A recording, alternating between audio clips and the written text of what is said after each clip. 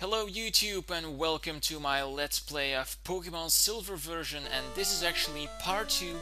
In part 2 we are going to cross this pile of grass from New Bark Town up to Cherry Grove City, and this is actually Route 29. Not really sure why it's not Route 1 because it's the first route we are facing. But apparently this is Route 29 and we are going to do something that we forgot last time, and we're going to check out our brand new Gator. So as you see, he's holding an item and that is a berry, and if you watch his statistics you'll see that he has a good amount of attack, and his special attack is much lower than his regular attack though, but we don't really mind that because in this game there are no natures, so that means that that aspect that became so important in the further generations isn't so important right now. So here we see a Sentret, and this is actually the first wild Pokemon we encounter in this game. It's a Pokemon from the second generation, which is kind of surprising, and I didn't cut out this battle because I just wanted to show you the sprites. If we are going to get interrupted by a lot of wild Pokemon, then I'm pretty much going to skip those battles and cut those out, but for now I'm just going to let them in just to show you the sprites and the new Pokemon. So Sentret is the first second generation Pokemon that we see. Battling him gives us 16 experience points, which is almost enough to bring me to 50% before gaining to the next level. But as you will see right here, there's another Sentret, but this area is crowded with both Pidgeys and Rattatas, and you also have some Sentrets who appear. But yeah, this was a thing that kinda annoyed me in this second generation. There was a majority of first generation in this path instead of second generation, and that really bothered me because you bought the second generation games just basically to see those new Pokemon, but when you go into the tall grass you just see that first generation Pokemon pop up to you, and that's kind of disappointing, although it was for me. Not sure how it was for you guys. If you have some issues about that, you can always comment about it, and you can always discuss it in the comment section below, and I'll definitely talk about it with you. So let's go to this guy, see what he has to say. Yo, how are your Pokemon? If they are weak and not ready to battle, keep away out of the tall grass. Oh, but danger is our middle name, good sir. Here we see a tree that can be cut down, but because we don't have cut, we are not going to be able to use it. And so we are kind of obliged to walk through the tall grass. And this is the third Pokemon we encountered, and oh my god, it's another Sentret. Kind of forgot that. I thought we encountered more Pidgeys here. But never mind, I'm just going to beat every Pokemon that comes in my way because I want to gain some experience. Because when we return from Professor Oak and Mr. Pokemon, we're going to have a tough battle against some guy whose name I'm not going to reveal yet. But yeah, if you guys played Soul Silver and Heart Gold, then you already know who I'm talking about. But just for now, I'm not gonna spoil the fun. So I'm just gonna go for a scratch him right in the face because I want to kill him, obviously. I went for a Leer first because I wanted to lower his defense, so killing him would be easier. And after this part I get to level 6, which is awesome of course, and gaining levels in these first periods of the game is just so easy and awesome. So I wanted to take a break, so I saved to record my progress. As you saw right there, these guys are just explaining how to save stuff and the basics of Pokemon for the people that did not play the first generation of Pokemon. So we're just gonna go into this terminal zone. We're going to cross it and see how that turns out. Here is actually a route when coming back from the Lost Gym. We're not going to take this because these Pokemon here are way too high leveled. Not sure if before the jumping region they are high leveled, but I just don't want to take the risk. We're gonna walk through the tall grass, nearly arriving to Cherry Grove City, and we're going to encounter a wild Pidgey here. So that's kind of cool because Pidgeys give you a decent amount of experience. I'm just gonna go for a scratch, see how much it does, and it seems that they are as bulky as a Sentret, so that doesn't really bother us. I'm gonna go for a Leer, hoping that after one Leer is going to be a 2-hit KO, yes. And he gets a critical hit on my Totodile, so things are actually getting really excited here because if I don't finish him off with a scratch right now, I'm going to die. So I'm just gonna make sure that I don't pass out this turn, and I'm gonna go for the potion. Just playing safe here because I don't want to fade out. If you fade out in this generation, your Pokemon money is halved, so I really don't want that. I'm gonna go for a scratch, and apparently I do finish him off, but yeah, I just didn't want to take the risk. And as you see here, these are the berry bushes, which means that you can check the tree, the berry tree, and you can obtain berries here. Berries restore 10 hit points. You also have trees where apricorns grow, and those apricorns can be delivered to Kurt. He's a guy who lives in Azalea Town, and when you give it to him, he makes special balls out of it.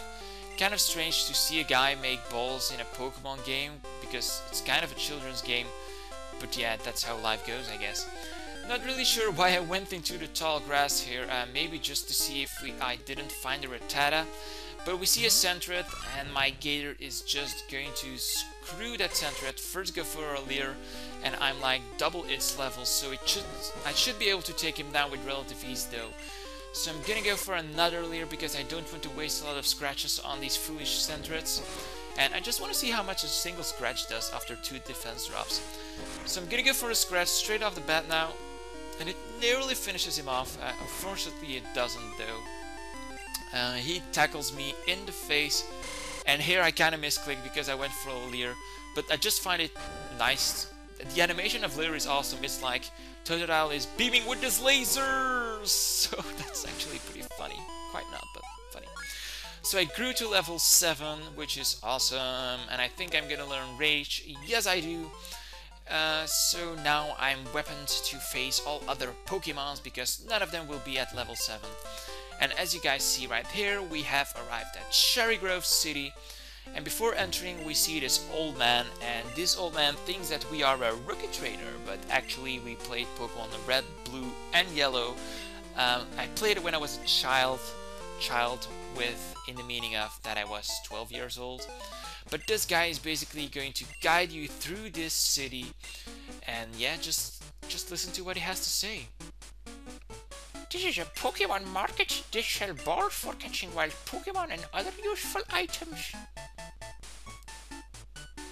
Route 30 is out this way. Trainers will be battling their prized Pokemon here.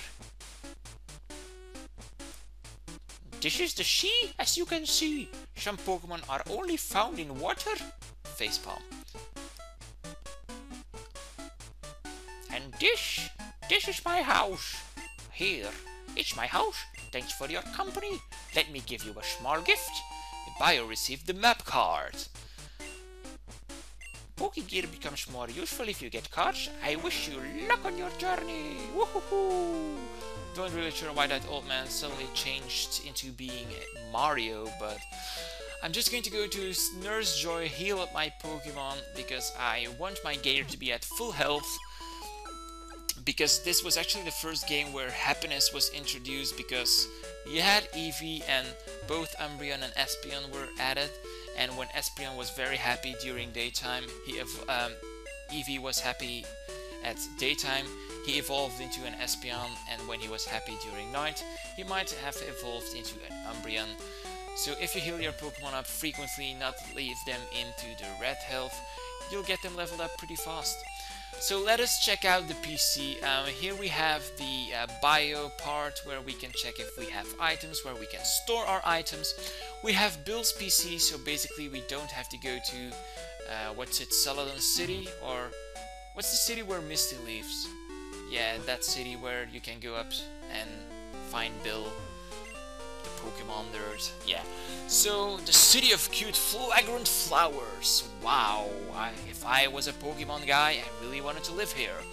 When you're with Pokemon, you're always undergoing fun. So basically, I'm just checking all the houses to see if they have something, because sometimes checking out houses is useful to get some rare items that you don't find into the wild. Let's see if this old man has something more to offer us instead of that town map. Treat them all with kindness, your Pokemon. Yes, I will, old man. I'll give them the whip. So let's go to this guy. He doesn't say something useful to us either. We have 2 more guys here.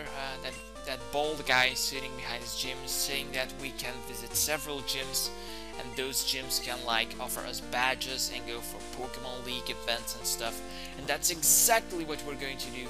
So let's head up to Route 30 after finishing this market stuff, because we might need some potions, because at Route 30 there are a lot of Weedles, so they might poison you. I don't want my Totodile poisoned, because poison will tear you down part by part, and I really don't want that.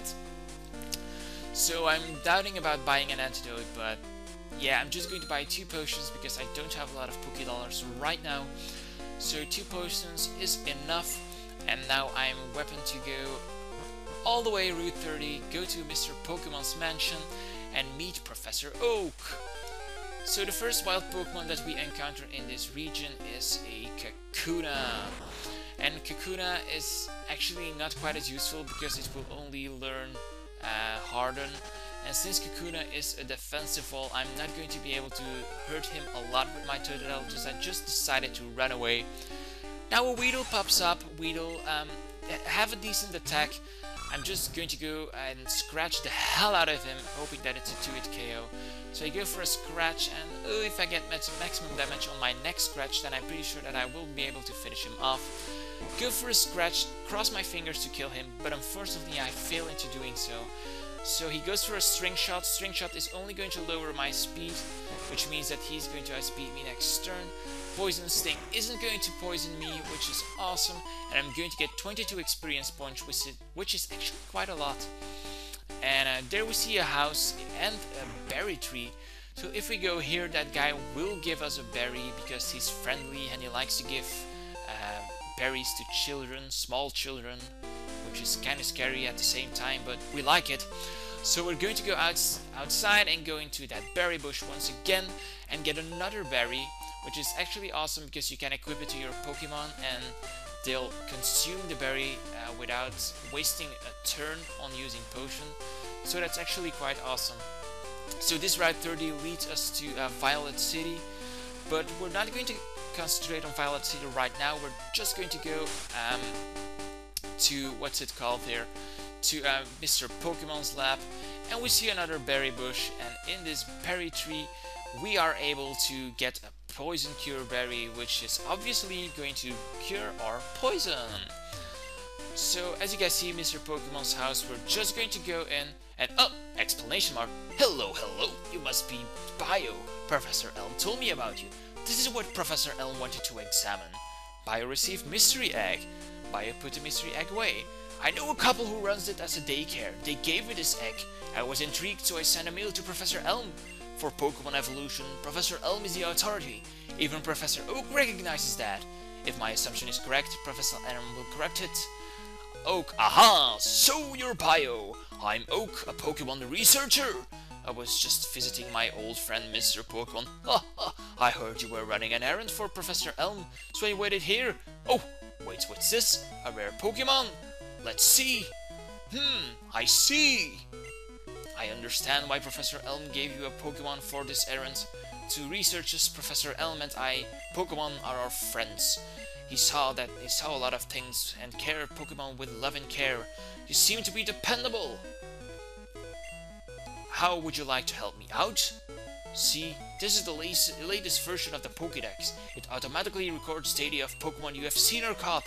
It's a high-tech encyclopedia. Bio received Pokédex. Go and meet many kinds of Pokemon and complete that Pokédex. But I've stayed too long. I have to go to Goldenrod for my radio show. Bio, I'm counting on you. What? A radio show of Professor Oak? Is it like a talk with Professor Oak? That's just retarded. Anyway, that guy is kind of depending on me, so I need to get this egg to Professor Elm. But what's this? A phone call from Professor Elm? Hello, Bio, this is a disaster. It's just terrible. What should I do? Oh no. Calm down, Professor. Please get back here now. So was that a prank phone call, or is the Professor worried? You'll have to wait for part 3 and check out part 3 in next week on Tuesday of my Pokemon Let's Play of Silver Version. Stay tuned and see you next time.